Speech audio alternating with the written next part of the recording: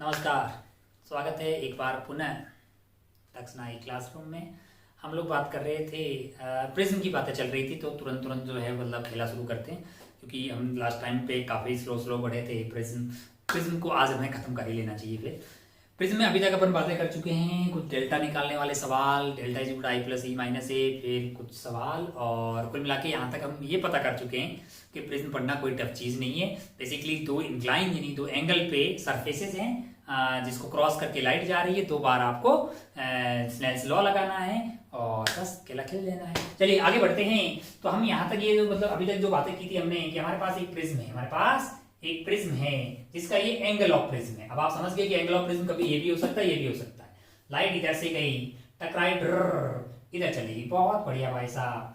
ये वाले एंगल को आई बोला था अपन ने, ये वाले एंगल को अपन ने ई बोला था, ये वाले को R1 बोला था, ये वाले को R2 बोला था। ये वाला एंगल अपने पास pi minus R1 plus R2 आया था। R1 प्लस R2 की वैल्यू a के बराबर आ गई थी। डेल्टा जो था वो I प्लस E माइनस ए। ये बातें जो है हमने CW अगर दोनों रहे तो ये प्रूव कर चुके हैं अपन। ओहो बहुत बढ़िया, बहुत शानदार। आज हम चाहते हैं कि ग्राफ बना लें, किसका? डेल्टा का I के साथ। तो आप हेडिंग डालना चाहें तो हेडिंग है हमारी graph between incident angle and deviation, या फिर आप डेविएशन मतलब डेविएशन किस तरह से वेरी कर रहा है इंसिडेंट एंगल के साथ, डेल्टा वर्सेस आई का ग्राफ बनाने का सपना है अभी हमारा। अच्छा भाई साहब, बहुत बढ़िया, बहुत ही शानदार। Delta is equal to I plus E minus A. अच्छा, बहुत शानदार, बहुत शानदार। यहाँ का 1 मान लेते हैं रिफ्रैक्टिव इंडेक्स, और यहाँ का म्यू मान लेते हैं। ग्राफ बनाने के लिए अब हमें क्या करना पड़ेगा? अच्छा, ग्राफ बनाने से पहले भी छोटी सी बात कर रहा हूं, देखना जरा आप ध्यान से। मैं क्या कर रहा हूं कि इसके बगल में एक और प्रिज्म बना रहा हूं, या फिर इसी प्रिज्म में ऐसा ही एक और प्रिज्म बना रहा हूं। देखना जरा ध्यान से, एक चीज मैं आपको बताना चाह रहा हूं। ये जो लाइट आपके ऐसे गई थी, ये आपने ए बोला वगैरह वगैरह। मैं क्या बोल रहा हूं कि यही लाइट जो है मैं इधर से डालता, ऐसे जाती, इधर चली जाती। पक्का ऐसा ही होता। क्यों होता? क्योंकि principle of reversibility of light जो है लास्ट वाले लेक्चर में अपन ने बात की थी, है ना? अगर आप ध्यान से देखो तो इस वाले केस में आपके लिए ये वाला एंगल जो है वो आई हो जाता, और ये वाला एंगल क्या हो जाएगा? ई, है कि नहीं यार? अच्छा, और ये वाला एंगल क्या होगा? R1, और ये वाला एंगल क्या होगा? R2। डेल्टा की वैल्यू यहाँ पे क्या आएगी? मैंने कहा I प्लस ई माइनस ए। क्या डेल्टा सेम आया है? यहाँ का डेल्टा और यहाँ का डेल्टा में कोई परिवर्तन नहीं है। तो एक बात आप जानते होंगे कि एक ही डेल्टा के करस्पॉन्डिंग 2 आई की वैल्यू हो सकती है, एक आई और एक ई। आई की वैल्यू आई रखो या आई की वैल्यू ई रख दो, तो जो है जब आई की वैल्यू आप ई रखोगे तो ई की वैल्यू जो है वो आई के बराबर हो जाएगी और डेल्टा सेम आएगा, है कि नहीं यार? एक छोटी सी बात ऐसी हमने यहाँ पे की, principle of reversibility of light का यूज करते हो। अच्छा भाई साहब, इसका कहीं काम आएगा ना आता? चलिए अब आप इसको दोबारा देखिएगा, आप देखिए। और हम लोग चाहते हैं कि भाई साहब हम जो ग्राफ बनाएं डेल्टा वर्सेस आई का, तो डेल्टा अपन जानते हैं कि आई प्लस ई माइनस ए होता है। काश मुझे ई मिल जाए। ई अगर चाहिए तो मुझे क्या चाहिए? मैंने क्या कि यहाँ से टाइम पास स्टार्ट किया, यहाँ से लिखा 1 इंटू 1 म्यू 1 आपका 1 हो गया into sine I that is equal to mu into sine R1। क्या मैं यहां से R1 को लिख सकता हूं? R1 हो जाएगा अगर आप ध्यान से देखें तो sine inverse of sine I divided by mu. क्या बोलते हो, है कि नहीं यार? अच्छा भाई साहब, बहुत बढ़िया, बहुत सान। R1 मैं क्यों पता कर रहा हूं? क्योंकि R1 पता लग गया तो R2 की वैल्यू होगी a माइनस R1, क्योंकि R1 प्लस R2 क्या है? a। फिर मैंने यहाँ पे लिखा यहाँ पे लिखते हैं म्यू साइन R2 और R2 को क्या लिख दिया? a माइनस R1, है कि नहीं यार? अच्छा भाई साहब, बहुत बढ़िया, बहुत ही शानदार। इसीकल टू क्या होना चाहिए? इसीकल टू होना चाहिए आपके पास 1 इंटू साइन ई। तो मुझे क्या चाहिए? मुझे चाहिए ई, जो कि हो जाएगा sine inverse of mu sign A minus R1। लेकिन R1 को मैं खुद ही क्या लिख सकता हूं? Sine inverse of sine I divided by mu. परेशान ना हो, बिल्कुल परेशान ना हो। ये यहां बंद हो गया, ये यहां बंद हो गया, और ये तीसरा वाला बंद कर देते हैं। अच्छा भाई साहब, क्या मुझे ई मिल गया? मैंने कहा हाँ। मुझे क्या चाहिए, मैंने कहा मुझे चाहिए था डेल्टा, मुझे क्या चाहिए था डेल्टा। अच्छा भाई साहब बहुत बढ़िया, बहुत ही शानदार। तो डेल्टा की वैल्यू मेरे लिए क्या आ गई, मैंने कहा आई प्लस ई। ई कहाँ है, मैंने कहा ये देख तो सही तू, sine inverse of mu sign A minus sine inverse of sine I divided by mu 1 2 3। अच्छा ये हो गया भाई साहब बहुत बढ़िया, ये ई आ गया माइनस ए। इस तरह से वेरी कर रहा है डेल्टा। अब देख जरा ध्यान से, डेल्टा इज फंक्शन ऑफ आई दिखाई दे रहा है कि नहीं दिख रहा, आई है, बाकी म्यू और ए तो कांस्टेंट है भाई साहब। अब तेरे को बोले बना ले ग्राफ, डेल्टा फंक्शन ऑफ आई दिया हुआ है, ग्राफ बना मस्त रहे एकदम। तो बोला भाई साहब मेरे को कभी कभी सरल रेखा, एलिप्स, हाइपरबोला, पैराबोला बनाने में दर्द होता है, सर्कल वगैरह में ये पता नहीं क्या बहुत बता रहे हैं, इसका ग्राफ कैसे बना सकते हैं। उनके इसको ग्राफ कंप्यूटर से बनाया जा सकता है, अपन से बनने वाला नहीं है। तो कंप्यूटर लोगों ने जो बनाया है क्या अपने को वो देख लेना चाहिए। मैंने कहा इसका जब ग्राफ बनाया जाता है तो ग्राफ आता कैसा है मैं आपको बताता है कि नहीं यार। ये ग्राफ आएगा कुछ ऐसा, इस तरह का ग्राफ आता है किसका, डेल्टा वर्सेस आई। तो लोग बोलेंगे भाई साहब पहले ही बताते कि ऐसा आता है, मतलब जब यही बताना था कि ऐसा आता है तो फिर ऐसा टाइम पास क्यों करवाया।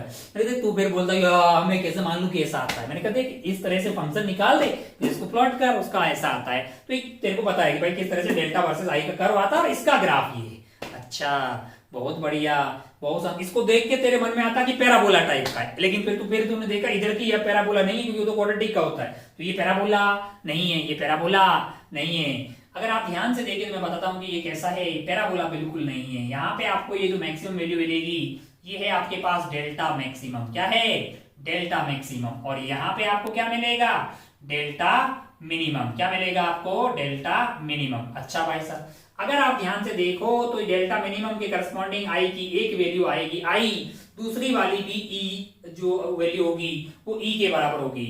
अगर आप ध्यान से देखें तो आपको जो है आई इज इक्वल टू ई, यानी दोनों ही सिर्फ एक ही वैल्यू ऐसी मिलेगी एंगल की जिसके करस्पॉन्डिंग जो है डेल्टा आपको मिनिमम मिलेगा। लेकिन डेल्टा मैक्सिमम के करस्पॉन्डिंग आई की दो वैल्यू मिल रही है कि नहीं यार।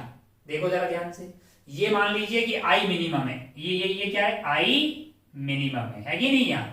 अच्छा भाई साहब बहुत बढ़िया, बहुत ही शानदार। तो इस वाले केस में आपको जो ई मिलेगा वो 90 डिग्री मिल जाएगा, ठीक है। और यहां पे अगर आप ध्यान से देखें तो आई जो मैक्सिमम आपको मिलेगा वो आपके पास 90 होगा।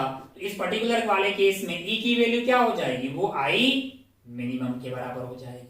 तो अगर आप कोई भी बीच का कोई भी डेल्टा उठा लीजिए, टिक टिक टिक टिक टिक टिक टिक टिक टिक टिक, इसके करस्पॉन्डिंग दो वैल्यू मिल रही है आपको आई की।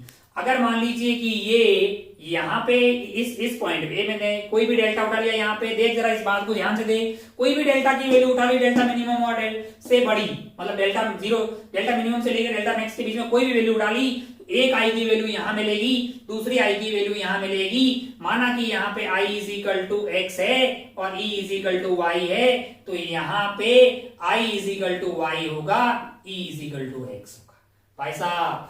यानी कि आपका i is equal to X और i is equal to Y पे डेल्टा की दो वैल्यू मिलेगी। कौन सी वाली, डेल्टा मिलेगा। ये मैंने यहां से बताया था तेरे को, एक उल्टा कर लो, मान लो i की वैल्यू i रख लो, या i की वैल्यू मतलब जो है ये अगर 30 और ये मान लो 60 हो, तो फिर आप इसको 60 रखोगे ये 30 हो जाएगा। तो एक पर्टिकुलर डेल्टा के करस्पॉन्डिंग दो वैल्यू आई। अच्छा एक डेल्टा ऐसा हुआ जिसके करस्पॉन्डिंग आई और ई दोनों एक ही होगी, एक ही इंसिडेंट एंगल होगा, वो आपके पास डेल्टा मिनिमम आया। अच्छा लगा तेरे को, बहुत बढ़िया लगा तेरे को, लगा कि वाह मतलब जो है ग्राफ जो है अपन ने बना लिया, इक्वेशन भी निकाल दी, बहुत शानदार, बहुत ही बढ़िया। ओहो बोर्ड में सीधा ग्राफ बनाने का आता है। अब तो आप इक्वेशन के साथ भी बता सकते हैं कि डेल्टा इज फंक्शन ऑफ आई। ये देखो ये इस तरह इसका ग्राफ ही आता है। क्या ये पैराबोला है, मैंने कहा नहीं ये पैराबोला नहीं है। अच्छा अगर ये भी सेंट्रल वाला पॉइंट है, माना कि ये जो डेल्टा सेम आया, ये वाली दूरी मान ली, ये वाले पॉइंट की जो दूरी है वो d1 है, और ये वाले पॉइंट की दूरी जहां पे डेल्टा सेम आया है ये d2 है। तो d1 की वैल्यू अगर आप ध्यान से देखें तो यहाँ पे d1 और d2 है, या इसको मैं d1 बोल दूं और इसको d2 बोल दूं, तो एक d1 जो है वो बड़ा आता है d2 के कंपेयर में। कुल मिला के मास्टर आपको ऐसा बोल रहा है कि पैराबोला नहीं, पैराबोला हो तो बराबर आता। तो ये इधर की तरफ ज्यादा फैला हुआ है, कौन सी साइड में ज्यादा टिल्टेड है, कौन सी साइड में, राइट साइड में ज्यादा टिल्टेड है। मतलब ये थोड़ा इधर से ऐसे और उधर ज्यादा ऐसा फैला रहता है, यानी मोर टिल्टेड। पैराबोला नहीं है। सेकंड बात क्या लिखी हमने, पैराबोला नहीं है, ये पैराबोला नहीं है भाई साहब। अच्छा पैराबोला नहीं है तो नहीं है, पैराबोला नहीं है कुछ और है, तो बोले क्या है, मैंने कहा इसका ग्राफ है भाई साहब, ये खुद क्या है पता नहीं है, तो ऐसा कुछ है, ऐसा कुछ है, लेकिन सिमेट्रिकल नहीं है, सिमेट्रिकल नहीं है, सिमेट्रिकल नहीं है, सिमेट्रिकल नहीं है ना।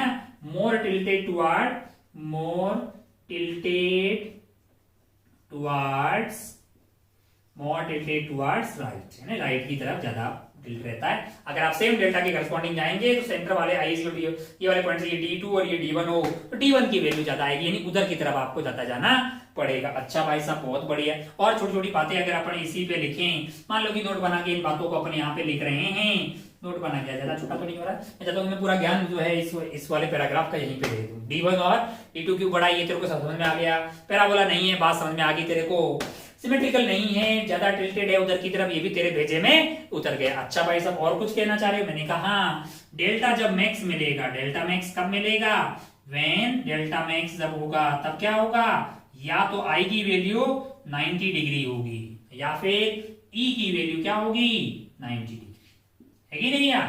अच्छा भाई साहब आई की वैल्यू 90 होगी तब ई की वैल्यू क्या होगी, ये आई मिनिमम के बराबर हो जाएगा, और जब ई की वैल्यू 90 होगी, है कि नहीं यार, जब ये जो आई है वो आई मतलब जो है मिनिमम के बराबर रहेगा, कौन सा वाला पॉइंट, ये वाला पॉइंट है ना, आई मिनिमम। इस वाले केस में ई 90 होगा और इस वाले केस में जब आई 90 होगा तब आपके पास जो मिल रहा है वो ई जो कि वो आई मिनिमम के बराबर हो जाएगा। अच्छा भाई साहब बहुत बढ़िया, काफी अच्छा लगा आपको, बहुत ही शानदार खूबसूरत। ओह हो। अच्छा डेल्टा मिनिमम के बारे में कुछ बता दो। मैंने कहा जब डेल्टा मिनिमम होगा, डेल्टा मिनिमम होगा, अगर डेल्टा मिनिमम होगा तब होगा, जब डेल्टा मिनिमम होगा तब क्या होगा, आई की वैल्यू ई के बराबर आ जाएगी, आई की वैल्यू ई के बराबर होगी, तभी आपको क्या मिलेगा, डेल्टा मिनिमम। तो अगर आप ध्यान से देखें तो आपने एक बात को यहाँ पे साबित कर दिया है कि यार मतलब जो है एक बात तो साफ है कि हर डेल्टा के करस्पॉन्डिंग दो आई की वैल्यू हो सकती है एक्सेप्ट एक डेल्टा, वो कौन सा वाला डेल्टा है, वो डेल्टा मिनिमम है। यानी नोट में अगले पॉइंट में आप लिख सकते हैं कि there will be two value of incident angle, है ही नहीं यार, for every value of delta except delta minimum, delta minimum पे वो दोनों ही वैल्यू जो है सेम सेम हो जाएगी, यानी I is equal to E. अच्छा भाई साहब बहुत बढ़िया, बहुत ही शानदार, मतलब हर डेल्टा के corresponding for every delta, for every deviation except I delta minimum, except delta minimum, there will be two values of incident angle, ठीक है, इंसिडेंट एंगल। अच्छा भाई साहब बहुत बढ़िया, पेन काय मार रहा है भाई, तुम चलो, मन नहीं है तुम चलो, टू वैल्यूज ऑफ आई। अगर आप ध्यान से देखिए मैं ऐसे बोल दूं, मान लो कि ये आई है, मान लो कि ये आई है, और क्या था, R1 था, R2 था, और क्या था, मैंने कहा और अपना था R1 R2 हो गया, और अपना था E, और अपना क्या था डेल्टा। अगर आप ध्यान से देखें, अगर आप ध्यान से देखें, माना कि आई वैल्यू मेरे लिए θ1 है, माना कि ये θ1 है, ये θ2 है, ये क्या है, ये θ3 है, ये θ4 है कि नहीं यार, और ये अपने पास जो है θ1 θ2 θ3 θ4 θ5 और ये θ5 मान लेते हैं, है कि नहीं यार। अच्छा अगर आप आई की वैल्यू जो है वो θ1 रखो तो आपको क्या मिला, डेल्टा θ5। एग्जांपल से मैं इसे समझाने की बात कर रहा हूं, हालांकि समझदार आदमी को पहली बातें समझ में आए। मैं अगर है ना आई की वैल्यू θ1 की बजाय ई के बराबर यानी θ4 डाल दूं ना तो भी ये डेल्टा θ5 भी आएगा। बस इस वाले केस में जब आई की वैल्यू θ1 थी तो ई था θ4, ये क्या था θ4, लेकिन जब ई की θ4 को ही मैं आई बना दूंगा तो θ1 मेरे लिए क्या बन जाएगा, θ1 जो है मतलब एक बार ऐसे, अब ऐसे जाने θ1 ही मेरे लिए जो है ई बन जाएगा, बाकी ये उल्टा हो जाएगा, मतलब R1 R2 और आई है R2, इसमें कोई बुराई वाली बात नहीं है। तो आप समझिए कि आई की दो वैल्यू आएगी θ1 एंड θ4 जो कि ई मतलब बेसिकली आई और ई है सेम एक डेल्टा की वैल्यू के लिए, है कि नहीं यार। बहुत बढ़िया, बहुत ही अच्छा लगा ना। लेकिन एक डेल्टा ऐसा होगा उसका नाम क्या है, डेल्टा मिनिमम, उसके करस्पॉन्डिंग जो आई की वैल्यू आएगी वो एक ही आएगी, क्योंकि उस वाले केस में ये θ1 और θ5 यानी कि आई और आई ये जो है वो इक्वल हो जाते हैं। अच्छा लगा तेरे को। ओहो, ये जो भी ऑब्जर्वेशन ले रहे हैं उस वाले केस में इन दोनों साइड में यहाँ पे और यहाँ पे जो प्रिज्म के मीडियम क्या होना चाहिए, मीडियम दोनों साइड में मस्ट बी सेम, दोनों साइड में मीडियम सेम होना चाहिए। अच्छा लगा अपने को, बहुत ही शानदार लगा भाई साहब, ओहो बहुत ही बढ़िया, ओहो हो बहुत शानदार। मिटाते हैं इसको और बढ़ते हैं आगे। कुछ रिश्ते अपने को समझ में आए, बढ़िया। अब अगर अपन ध्यान से देखें, कुछ पॉइंट अपने को समझ में आए, आगे बढ़ना चाहिए अपने को।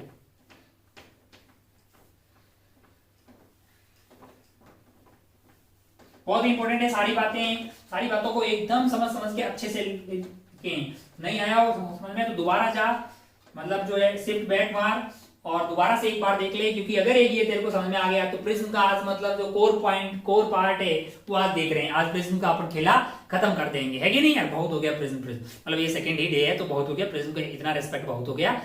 फिर अगर आगे बढ़ लेंगे और स्पेरिकल रिफ्रैक्शन की बातें करेंगे, लेंस वेंस की बातें करेंगे। चलिए आगे बढ़ते हैं। और यहाँ पे मान लीजिए कि अपने मान लो कि भाई नोट में इंपॉर्टेंट बातें लिख रहे थे, उसी कड़ी में एक चीज और लिखते हैं। क्या लिख रहे हैं जरा ध्यान से देखें। ये हमारे पास प्रिज्म है, ये हमारे पास प्रिज्म है। कलर लोगों को पता नहीं क्या भाव है। ये हमारे पास प्रिज्म है, ये वाला एंगल मान लीजिए कि क्या है, ए है। अच्छा भाई साहब बहुत बढ़िया। और ये अपने पास मतलब इधर से आ गया, यहाँ टकराया, ये आई हो गया, बहुत बढ़िया। R1 R2 ये ई हो गया, बहुत शानदार। R1 R2, ओहो डेल्टा जो है हमारे पास आया था I प्लस ई माइनस ए, इसमें कोई बुराई वाली बात नहीं है, ये तो अपन पता कर चुके। अब अगर मैं बोलूं कि जब डेल्टा मिनिमम होगा, जब डेल्टा मिनिमम होगा, जब यानी व्हेन, जब डेल्टा मिनिमम होगा, ऐसा तब होगा जब I इज इक्वल टू क्या हो जाए, ई हो जाए, I इज इक्वल टू ई हो जाए। अच्छा मतलब डेल्टा मिनिमम होगा तब आपके पास I plus I minus A यानी 2I माइनस ए हो जाएगा। यानी I की वैल्यू क्या हो जाएगी, I की वैल्यू हो जाएगी delta minimum plus A divided by 2। अच्छा भाई साहब बहुत ही शानदार, बहुत ही खूबसूरत, बहुत ही बढ़िया।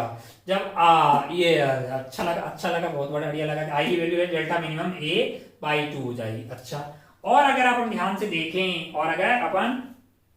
देखें, तो अपन एक चीज को बोल सकते हैं कि जब I और E सेम हो जाएगा, I और E सेम हो जाएगा, तो क्या ये R1 और R2 सेम नहीं होना चाहिए?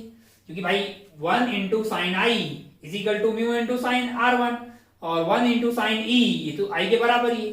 तो फिर म्यू इंटू R2 यानी R1 और जब ये I is equal to E होगा तो क्या मैं ऐसा नहीं बोल सकता कि R1 is equal to R2 होगा? अरे होना पड़ेगा ना भाई। 1 into sine I must be equal to mu sine R1 और mu sine R2 must be equal to 1 into sine E। लेकिन वो तो 1 इंटू साइन I है क्योंकि ये तो सेम है।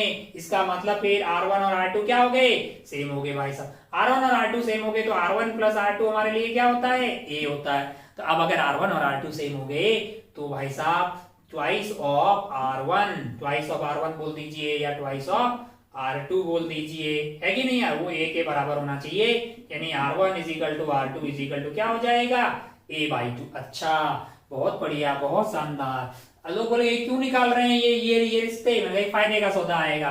मान लेते हैं कि यहाँ पे मतलब अच्छा जरूरी नहीं कि पास में ए रही हो, इसको मैं कुछ भी मान लेता हूँ, एन सराउंडिंग मान लेता हूँ। क्या मान लेता हूँ, एन सराउंडिंग। इसको क्या बोल दिया मैंने, N prism, N surrounding N prism. अरे जरूरी थोड़ी ए रही हो यार। मान लो कि एन या म्यू लिख रहा था, मैं म्यू लिख रहा था, mu surrounding mu prism mu surrounding mu prism. अच्छा बहुत शानदार। इसके रिफ्रैक्टिव इंडेक्स को मैंने म्यू प्रिज्म बोल दिया और सराउंडिंग वाले को म्यू एस बोल दिया। और हम ये पहले ही बात कर चुके हैं कि दोनों साइड सराउंडिंग सेम होना चाहिए। अच्छा भाई साहब बहुत बढ़िया। अब मैं अगर ध्यान से देखें तो यहाँ पे स्नेल्स लॉ लगा रहा हूँ। स्नेल्स लॉ मेरे लिए क्या बोल रहा है कि 1 mu prism mu surrounding into sine I must be equal to mu prism into sine R1। अच्छा भाई साहब बहुत बढ़िया। अब आप ध्यान से देखो तो आप बोलोगे भाई साहब कि मतलब जो है म्यू सराउंडिंग साइन आई जो है, क्या मैं आई की जगह ये डाल सकता हूं a plus delta minimum by 2, ऐसा डाल सकता हूं कि नहीं डाल सकता? डाल सकता हूं। Is equal to mu prism sine R1 की वैल्यू क्या होगी अगर आप ध्यान से देखें तो उसको क्या मैं a बाई 2 डाल सकता हूं? बिल्कुल उसको डाल सकता हूं, साइन R1 की जगह a बाई 2। अगर आप ध्यान से देखें तो अब मैं इन दोनों का रेशियो ले रहा हूं यहाँ पे, इसको इधर ले जाइए। Mu prism divided by mu surrounding is equal to आपके पास क्या हो जाएगा, आपने क्या किया है, mu surrounding into sine I is equal to mu prism into sine R1। Sine R1 की वैल्यू डाल दी A/2 है ना, तो म्यू प्रिज्म यहाँ पे इसको ले आइए इधर, mu prism upon mu surrounding, mu prism तो वो आ जाएगा आपके पास sine A plus delta minimum by A plus sine delta by 2 divided by sine A/2, sine A/2। तो एक महत्वपूर्ण रिश्ता जो है हमारे पास यहाँ आ रहा है, mu prism divided by mu prism divided by mu surrounding की ये वैल्यू मेरे लिए क्या आ रही है, ये ratio sine A plus delta minimum by 2 divided by sine A/2 है ना। इसको जो है रात को 2:30 बजे भी कोई उठा के पूछे, तेरे को याद होना चाहिए। Mu prism upon mu surrounding is equal to sine of A plus delta minimum by 2 divided by sine of A/2। ये क्या है लाला, एंगल ऑफ प्रिज्म। ये क्या है, angle of prism. Delta minimum क्या है, मिनिमम पॉसिबल जो डेविएशन आ सकता है वो तब आता है जब I is equal to E हो जाए। अच्छा, बहुत बढ़िया, बहुत शानदार, बहुत शानदार। एक छोटी सी बात और अपन थ्योरी की में अंदर बात करते हैं, फिर अपन इसके खूब सारे सवालों पे पढ़ते हैं। एक छोटी सी बात करते हैं, छोटी सी ऐसे, क्या अपन ए की बात कर रहे हैं, क्या ऐसा ये बहुत छोटा हो जाए तो क्या होगा, ए की वैल्यू बहुत स्मॉल हो, ए की वैल्यू बहुत ही स्मॉल हो तब क्या होगा, तब क्या होगा, थोड़ा सा देखें, अपन देखना चाह रहे हैं कि भाई एक मिनट, बहुत ही इंपॉर्टेंट रिश्ता है, खूब सवाल सॉल्व होंगे, बोर्ड में हो सकता है डेरिवेशन आ जाए, तो ये तेरे को समझ में आ गया। मतलब माना कि ऐसा हो कि ए बहुत छोटा हो, ए बहुत ही छोटा हो। अच्छा, बहुत शानदार, बहुत ही बढ़िया, मिट जाओ यार, मेरा दिल भी ए बहुत छोटा होगा। इस तरह के प्रिज्म को प्यार से बोलते हैं, इस तरह के प्रिज्म को प्यार से बोलते हैं जिसमें ए बहुत छोटा हो, उसको क्या बोला जाएगा, थिन प्रिज्म। कौन सा प्रिज्म, थिन प्रिज्म। आप हेडिंग डाल सकते हैं थिन प्रिज्म। अगर मान लीजिए कि प्रिज्म बहुत छोटा हो, बहुत छोटा तो लोग बोले कितना छोटा बे, ए की वैल्यू 10 डिग्री या उससे कम हो, तो इस तरह के प्रिज्म को अपन प्यार से क्या कंसीडर कर लेते हैं, थिन प्रिज्म। अगर प्रिज्म ए की वैल्यू बहुत छोटी होगी तो फिर आई, ई, R1 एंड R2 ये सब भी क्या हो जाएंगे, स्मॉल होंगे। ये भी स्मॉल होंगे क्योंकि ए जो है वो क्या है आपके पास स्मॉल है। ठीक है, अच्छा भाई साहब, बहुत बढ़िया, बहुत ही शानदार। अगर आप ध्यान से देखें तो आप यहां लगाएंगे 1, मान लो कि एयर है सराउंडिंग में, तो आप क्या बोलेंगे 1 into sine I must be equal to mu into sine R1। अब अगर ध्यान से देखें तो अगर आई, ई, R1 ये सब लोग छोटे होंगे तो साइन आई को अपन क्या लिख देंगे, आई लिख देंगे। I is equal to mu, sine R को क्या लिख देंगे, मोटा मोटा इक्वल टू R1 को। और सिमिलरली मैं अगर यहाँ पे इस वाली सरफेस पे लिखूंगा तब मैं क्या ऐसा लिख पाऊंगा, म्यू जो प्रिज्म का है into sine R2 that is equal to 1 into sine E, है कि नहीं यार।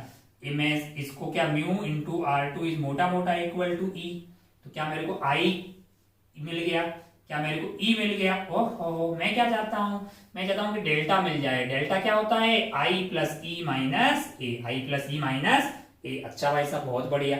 आई की वैल्यू क्या डाल दूं मैं, म्यू R1, ई की वैल्यू क्या डाल दूं, म्यू R2 माइनस ए। ओहो, अच्छा अगर म्यू कॉमन ले लें तो ये R1 प्लस R2 बन रहा है। ये अगर आपको याद हो तो आपने पता है ना कि R1 प्लस R2 की वैल्यू ए आती है, तो ये पूरा कार्यक्रम क्या बन गया है, म्यू ए माइनस ए को कॉमन ले लीजिए आप, तो ये खेला बन गया म्यू माइनस 1। अच्छा भाई साहब, बहुत ही बढ़िया, बहुत ही बेहतरीन। ए अच्छा, ये जो है आपके पास जो है डेल्टा आ गया, कौन से वाले के केस में, थिन प्रिज्म के केस में। थिन प्रिज्म कौन सा होता है, ऐसा प्रिज्म जिसका ए की वैल्यू 10 या 10 से कम होते हैं उसको मोटा मोटा अपन जो है थिन प्रिज्म मान लेते, ताकि अपन साइन थीटा को फिर थीटा लेके ये खेला खेल सकते। अच्छा, इसको और अगर जनरलाइज करना हो, जनरलाइज अगर अपन करना चाहें तो जरूरी नहीं है कि पास में एयर हो, तो तेरे पास जो डेल्टा आएगा उसकी वैल्यू हो जाएगी ए mu prism upon mu surrounding minus 1। ये जो है बेसिकली आपको रात को 2:30 बजे भी कोई उठा के पूछे थिन प्रिज्म के केस में आप बता पाएंगे। सराउंडिंग अगर एयर होगी तो यहाँ पे आप क्या डाल देंगे, 1। अच्छा भाई साहब, बहुत ही बढ़िया, बहुत ही खूबसूरत, बहुत शानदार। अच्छा, थिन प्रिज्म हो गया। हम लोग क्यों पढ़ रहे हैं, हम लोग ऐसा पढ़ रहे हैं कि वेव ऑप्टिक्स में इसका थोड़ा सा यूज आता है। कहाँ यूज आता है मैं बताता हूँ, हालांकि वेव ऑप्टिक्स में दोबारा आपको बताया जाएगा। एक छोटी सी चीज में आपको बताता हूँ, आगे काम आएगी वेव ऑप्टिक्स।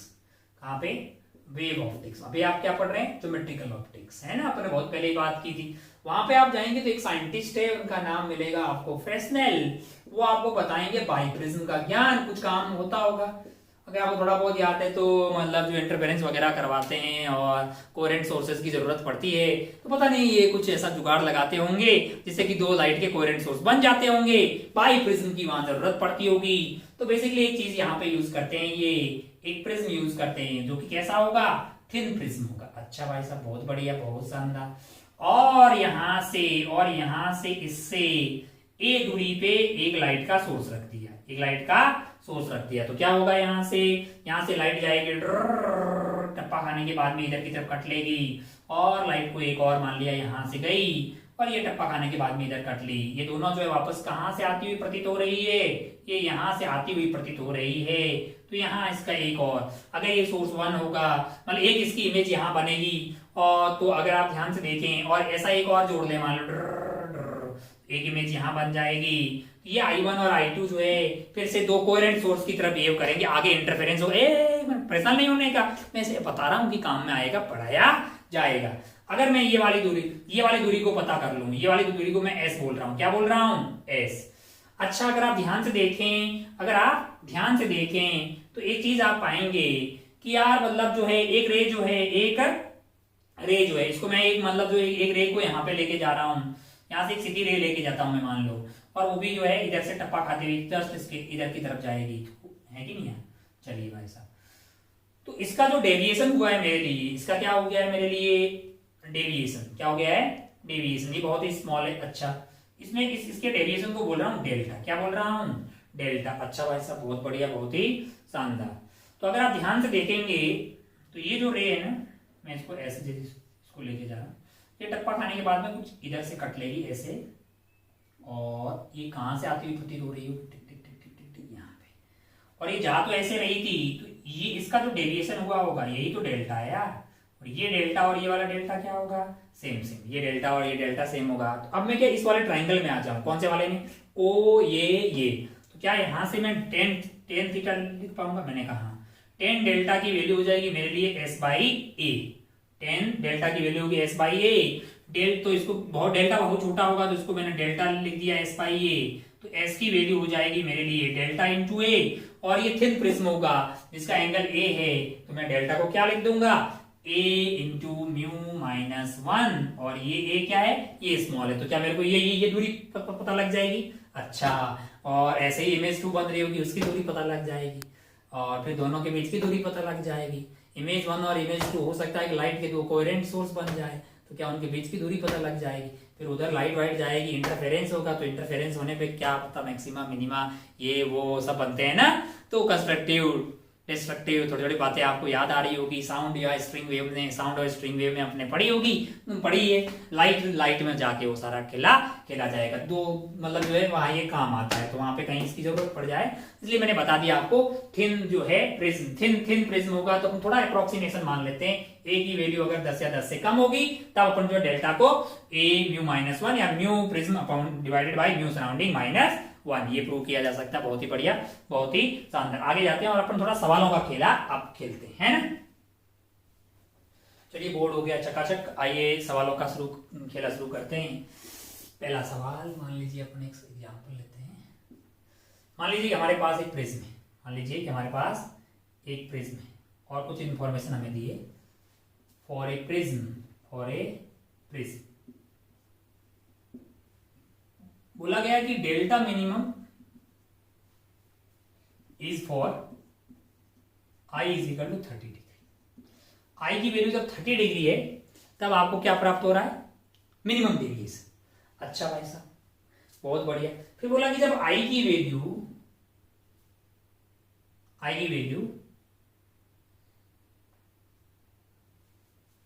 22 डिग्री होगी, क्या 22 डिग्री, जब आई की value for when I is equal to 22 degree, then corresponding E क्या होगा?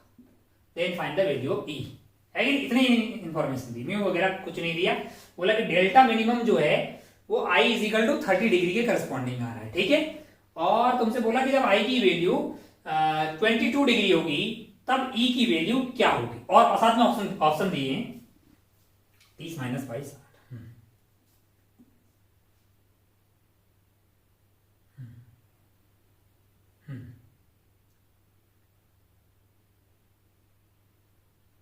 B C D. ऑप्शन मान लीजिए तुम्हें ऑप्शन दिए हैं 36 degree, 37 degree, 38 degree and 39 degree. अब करके देख, तेरे को बोला कि for a prism delta minimum is for I is equal 30 degree, I की वैल्यू रखती 22 डिग्री। अब बोल रहा है कि जब आई की वैल्यू 22 डिग्री होगी तब करस्पॉन्डिंग जो है ई की वैल्यू क्या होगी। देख आई जो 30 के करस्पॉन्डिंग तो ई की भी 30 होगा क्योंकि वहां पर डेल्टा मिनिमम है। जब आई की वैल्यू 22 डिग्री होगी तब ई की वैल्यू इनमें से क्या हो सकती है। सोच के देख, मैंने पहले बताया था जो पुरानी प्रॉपर्टीज वगैरह जो ग्राफ बता रहा हूँ बहुत इंपॉर्टेंट है, सवाल सॉल्व करने में उसका बहुत बड़ा योगदान है। सोच के देख, वीडियो पॉज कर और सोच। अब तू अगर ध्यान से देखे तो तूने ये चीज देखी होगी कि यार एक डेल्टा के करस्पॉन्डिंग आई की 2 वैल्यू आई थी और ये जो ग्राफ था वो इस तरह से फैला हुआ था, है ना। यहाँ पे 30 डिग्री है और यहाँ पे क्या होगा 22 डिग्री। तो ये वाली जो दूरी है ये शायद D2 ली थी, ये 8 आ जाएगी। तो इसी के करस्पॉन्डिंग यहाँ पे ये वाली जो दूरी आएगी D1, ये 8 से पक्का बड़ी होगी, गारंटीड है, क्योंकि हमने बोला था कि राइट साइड में ज्यादा फैला हुआ होता है। तो 8 से ज्यादा होगी, इसका मतलब जो भी आपका यहाँ पे करस्पॉन्डिंग आई होगा, ये I1 हो गया मान यहाँ पे, तो यहाँ का I में जो है I' बोल रहा हूँ, वो वैल्यू पक्की इस बात की गारंटी है कि बड़ी होनी चाहिए 30+8 से, क्योंकि 8 तो ये वाली दूरी होगी, ये वाली दूरी 8 से बड़ी होगी, यहाँ तक 30 हो गया आई, तो यहाँ का आई जो है इसकी करस्पॉन्डिंग मतलब जो आई आएगा वो 30+8 से बड़ा होना चाहिए, यानी 38 से बड़ा होना चाहिए आई की वैल्यू, है ना, I' की वैल्यू। तो यहाँ पे ऑप्शन ए की है 39 हम यहाँ पे, है ना। तो डेटा इस तरह से एडजस्ट किया गया था कि 36, 37, 38 हो ही नहीं सकता है, क्योंकि जो डिफरेंस है इनके बीच का वो 8 से बड़ा होना चाहिए। 8 से बड़ा है 30+8 38 हो गया, तो ये पॉसिबल है ऑप्शन। अच्छा 2-3 ऑप्शन जो 38 से बड़े होते फिर नहीं बता पाते हैं ना, इसलिए एक ही ऑप्शन रखा गया ताकि तू आराम से सॉल्व कर पाए। चलो एक आध और सवाल देखते हैं ना। चलिए आगे बढ़ते हैं और मान लो कि अपन डेटा कुछ ऐसा करें। मान लो कि हमारे पास एक प्रिज्म है, प्रिज्म ये रहा भाई साहब, ये रहा प्रिज्म, और म्यू की वैल्यू तेरे को दी √2 और आई की वैल्यू मान लो तेरे को दे दी कितनी 75 डिग्री। नहीं 75 आई ना देखे, मैं तुझसे बोलूं कि ए की वैल्यू क्या है 75 डिग्री, ठीक है। Find delta max for this prism. इस प्रिज्म के लिए डेल्टा मैक्स क्या हो सकता है ये तुम्हें पता करना है ना। Find the delta max for this prism. A की वैल्यू 75 डिग्री दी, म्यू की वैल्यू क्या दी हुई है √2 सराउंडिंग एयर मान लीजिए, कीजिए तुरंत कीजिए डेल्टा। अब तो सोच के देख, पॉज करके कर और फिर उसके बाद अपन सॉल्यूशन पे जाते हैं। अपन जानते हैं कि तो डेल्टा मैक्स जब होगा तब आई की वैल्यू क्या होनी चाहिए, आई की वैल्यू 90 डिग्री होती है ना, या फिर ई की वैल्यू 90 डिग्री, तभी डेल्टा मैक्स आता है। तो इसका मतलब आई की वैल्यू क्या होनी चाहिए 90 डिग्री, और आई की वैल्यू 90 डिग्री मतलब ग्रेजिंग इंसिडेंस टाइप का होना चाहिए, टिक टिक टिक टिक, ये वाला जो है ग्रेजिंग इंसिडेंस टाइप का सीन बन जाएगा। हालांकि ग्रेजिंग में 89.999999 वैसा वाला है कि नहीं यार। आई की वैल्यू 90 के आसपास 90 होनी चाहिए, मतलब 89.999। अच्छा भाई साहब बहुत बढ़िया, ग्रेजिंग इंसिडेंस होगा, क्या होगा ग्रेजिंग इंसिडेंस। अच्छा भाई साहब बहुत बढ़िया, बहुत शानदार। और जब आई की वैल्यू 90 होगी तो ये रे ऐसा आ गई, और ये वाला एंगल जो है आपके लिए R1 हो गया, क्या हो गया R1। तो 1 × sin 90 degree, 1 × sin 90 degree is equal to क्या होना चाहिए √2 × sin R1, है कि नहीं यार। तो ये 1/√2 आ गया है। sin R1 की वैल्यू, किसकी वैल्यू sin R1 की, तो R1 की वैल्यू क्या आ गई है 45 डिग्री। अगर R1 की वैल्यू होगी 45 डिग्री तो R2 की वैल्यू क्या होगी 45, इसमें से घटा दीजिए, R1 + R2 क्या होगा वो 75 होगा। ये अगर आपके पास है 45 तो ये क्या हो गया है 30 डिग्री। ये 30 डिग्री, ये वाला एंगल क्या आ गया तेरे लिए 30 डिग्री, ये 30 डिग्री हो गया। तो क्या ई पता कर लेगा तू, है ना। ये जो है अब ये कहाँ है कि नॉर्मल से दूर दूर जाएगी ना से। अच्छा भाई साहब बहुत बढ़िया, बहुत शानदार।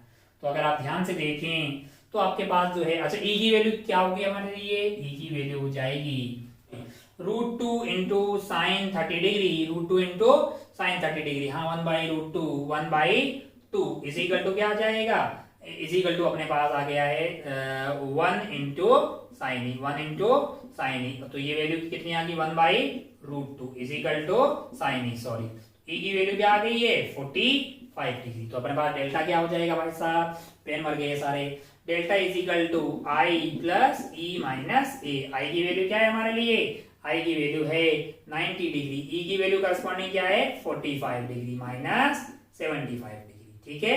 अच्छा भाई साहब बहुत बढ़िया, बहुत ही शानदार। तो ये आपके पास वैल्यू हो गई है 135 माइनस 75, है कि नहीं यार।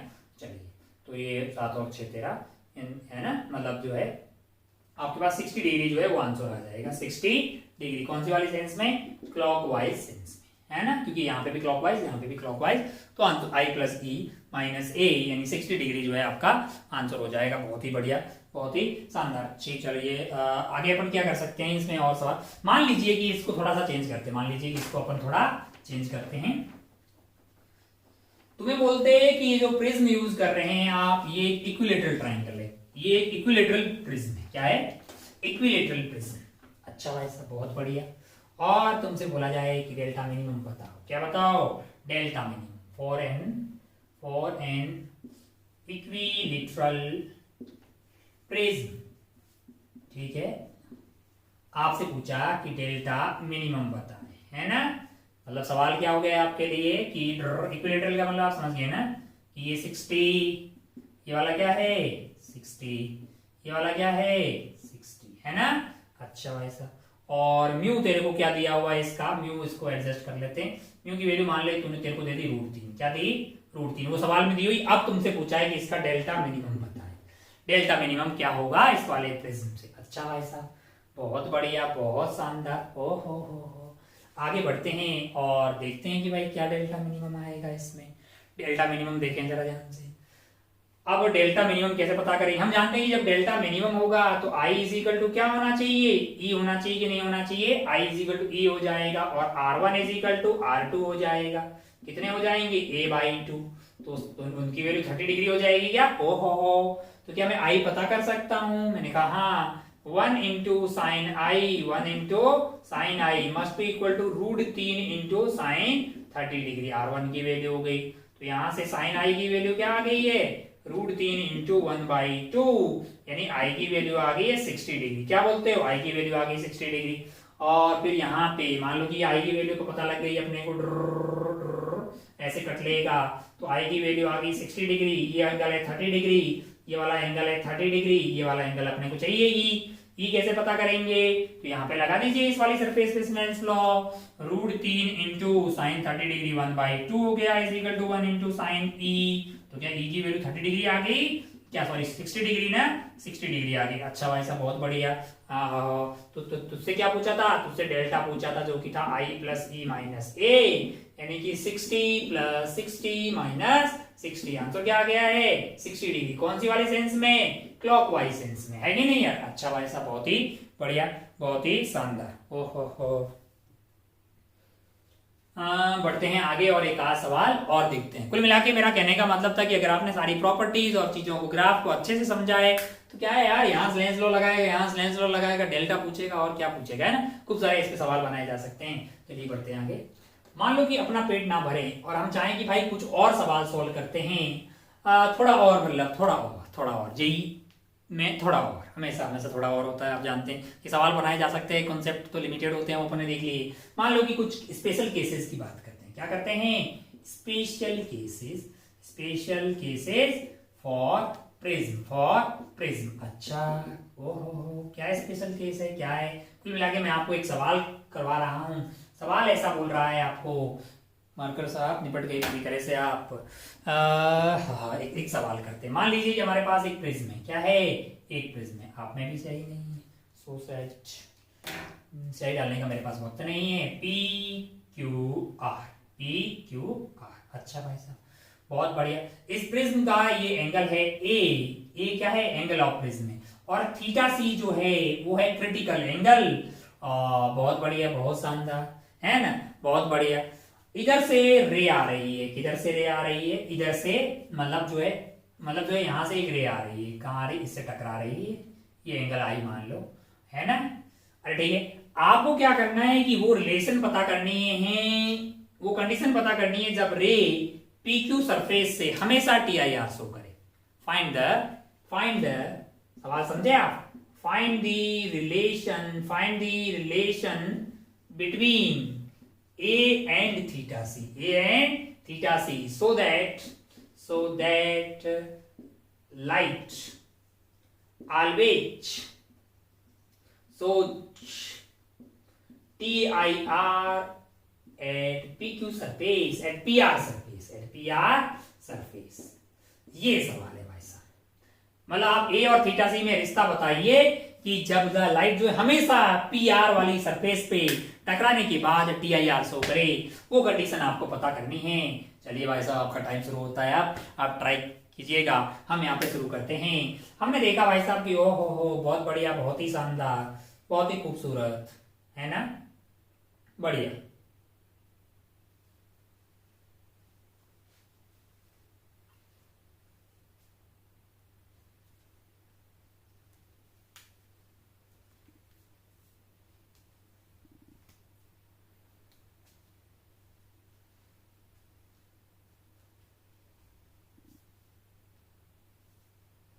यहाँ पे लाइट आएगी, आंखें, हाँ शुरू कर, चलते हम लोग देखते हैं कि क्या होता है इसका।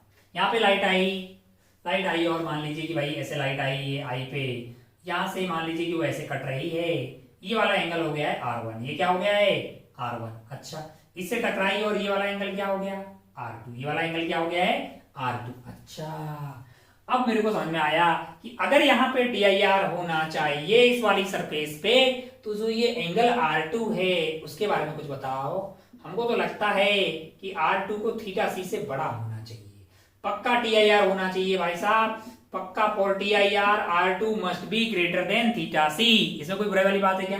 नहीं, इसमें आपको बिल्कुल डाउट नहीं होना चाहिए, थीटा सी से बड़ा होगा तभी तो TIR हो पाएगा। अच्छा, R2 थीटा सी से बड़ा हो, अच्छा मतलब जो है, मतलब ये कि यार मतलब जो है R2 की वैल्यू तो वेरी करेगी, मतलब R2 की मिनिमम वैल्यू भी थीटा सी से बड़ी होनी चाहिए। सोच के देख कि भाई कंडीशन तो यही हुई नहीं, R2 की वैल्यू मतलब थीटा सी से बड़ी होनी चाहिए, R2 की जो मिनिमम पॉसिबल वैल्यू है ना वो भी थीटा सी से बड़ी होनी चाहिए, तभी तो हमेशा यहाँ पे TIR शो करेगा यार।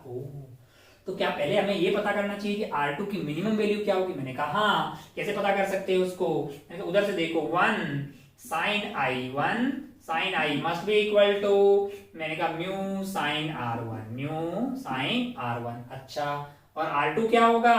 और अगर मान लीजिए कि अपने को R2 चाहिए, और क्या होगा जरा देखिए, R1 प्लस R2 जो है वो आपके लिए A होगा, वो आपके लिए क्या हो जाएगा A। तो क्या मैं इसी चीज को म्यू साइन R1 को A माइनस R2 लिख दूं? मैंने कहा हाँ। हम लोग क्या चाहते हैं, हम लोग ये चाहते हैं कि हमें जो है बेसिकली R2 की क्या चाहिए, मिनिमम वैल्यू। R2 की वैल्यू क्या चाहिए, मिनिमम वैल्यू। अच्छा भाई साहब, अच्छा R2 की वैल्यू जब मिनिमम होगी, इसकी वैल्यू क्या होगी, मिनिमम।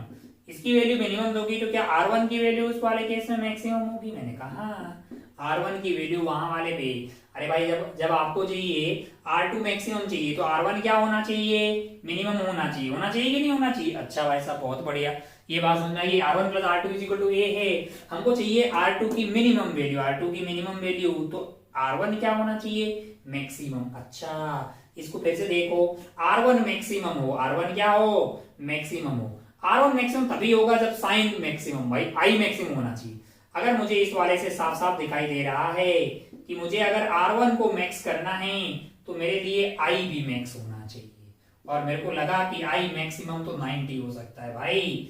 अरे आगे नहीं यार, I मैक्सिमम 90 हो सकता है, कैसे I की ये कैसे आ जाए भाई? अरे अच्छा, I की वैल्यू मैक्सिमम 90 कैसे हो सकती है? मैंने कहा I ऐसे आ जाए, ऐसे ग्रेजिंग इंसिडेंट कर ले, टिक टिक टिक टिक, ये आई की वैल्यू क्या हो जाए 90। तब ये वाला एंगल जो R1 है, मेरे को लगता है ये वाला एंगल तब थीटा सी होना चाहिए। क्यों? क्योंकि तो उल्टा सोच के देख, जब ये यहां से लाइट जाएगी तो ये थीटा सी होगा, तभी तो वो ऐसे 90 पे चली जाएगी यार। ओ मतलब आई मैक्स जो है वो 90 होगी। ये तभी होगी जब जो R1 है, R1 की वैल्यू क्या होनी चाहिए थीटा सी के बराबर। R1 की वैल्यू क्या होनी चाहिए थीटा सी के बराबर। अच्छा, अगर R1 की वैल्यू थीटा सी होगी तो R1 की वैल्यू अगर थीटा सी होगी तो R2 की वैल्यू क्या हो जाएगी अपने पास, मतलब जो है आपके पास R1 यानी theta C plus R2 is equal to क्या हो जाएगा A, यानी कि R2 की वैल्यू क्या होगी आपके पास A माइनस थीटा सी। है ही नहीं यार? अच्छा भाई साहब, बहुत बढ़िया, बहुत ही शानदार। ओहो, R2 आ गया आपके पास। R2 की जो मिनिमम वैल्यू आई वो आपके आ गई A माइनस थीटा सी, और ये है आपकी मिनिमम वैल्यू R2 की, यानी A माइनस थीटा सी जो मिनिमम वैल्यू है R2 की वो भी थीटा सी से बड़ी होनी चाहिए। वो किससे बड़ी होनी चाहिए? थीटा सी से बड़ी होनी चाहिए। इसका मतलब A must be greater than twice of theta C, यानी कि A बाई टू जो है वो बड़ा होना चाहिए किससे? थीटा सी से। अच्छा भाई साहब, बहुत बढ़िया।